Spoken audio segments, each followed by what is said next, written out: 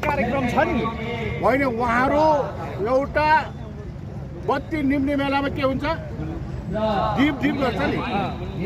त्यस कारण कतै केही कान्द्रोबाट समातेर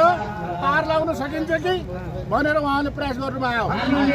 व्यवस्था परिवर्तन हुने बित्तिकै यी धर्मछाडा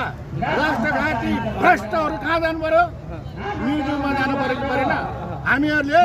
उहाँहरूलाई हामी जेलमा पनि राख्दैनौँ किनभने सामान्य त्यो कैदीहरूसँग राख्दा कैदीहरूको अपमान हुन्छ यी त देशमै हुन् तिनीहरूलाई चिडियाखानामा राख्नुपर्छ अवस्था चाहिँ आउँछ अर्को कुरो हामी सिंह नेपालीहरू जबसम्म एक हुँदैनौँ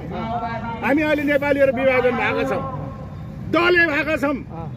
अब यो दलबाट माथि उठेर सयमा नेपालीहरू हामी सिंह हामी नेपाली ठाउँ हुन सक्दैनौँ देश जोगिन सक्दैन गर्ने हो भने गुलमान घिसिङको बारेमा पनि चर्चा छ गुलमान घिसिङ अनि तपाईँले देखिसक्नु त कुलमान घिसिङ जस्तो मान्छे